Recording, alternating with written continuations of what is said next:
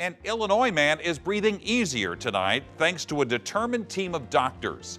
As you'll learn in tonight's Making a Difference report, they recently won an amazing race with a little help from the folks at TSA and Southwest Airlines.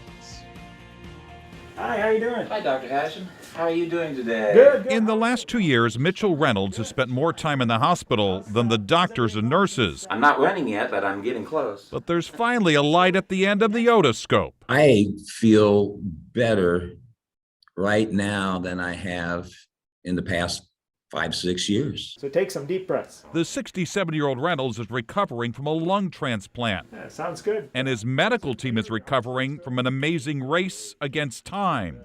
It all started with a life-saving gift of donated lungs in Chicago. So our team of surgeons flew to Chicago using a small jet to get there. They landed just after midnight at a private airport.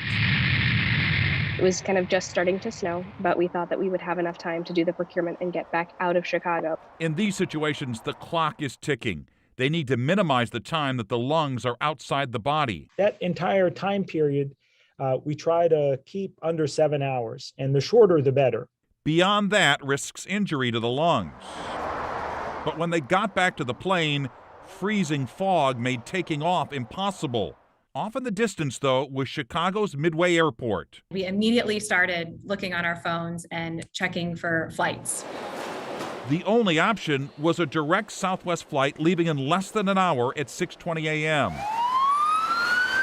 With the lungs in a cooler and riding in an ambulance, Dr. Caldwell and the team made short work of Chicago's Cicero Avenue, then jumped out and ran straight to the Southwest ticket counter. I just said, I'm a doctor. This is a pair of human lungs.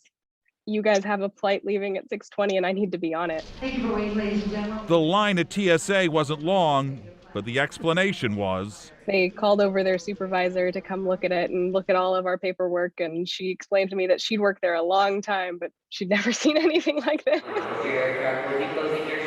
Then after sprinting the length of the terminal, they arrived at the gate just as the doors were shutting.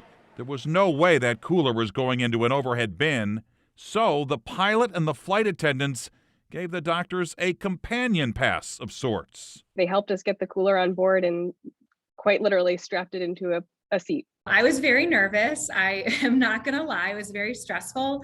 But at the same time, I just kept thinking, we have to do this transplant. You know, we can't let this precious gift go to waste. And it didn't.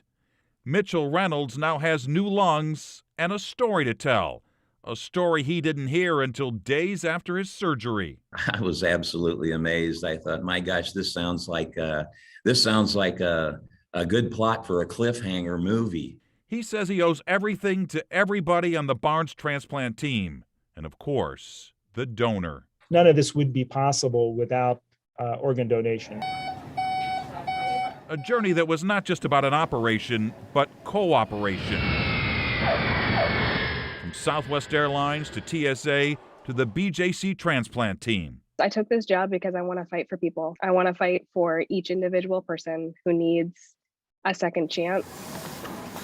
And she's now co-author of a thriller and a patient's new chapter of life. And I'll be deeply forever grateful for what has occurred. By the way, a spokesman for Southwest Airlines tells me we were happy to play a small role in the overall story, and we wish for a speedy recovery for the patient.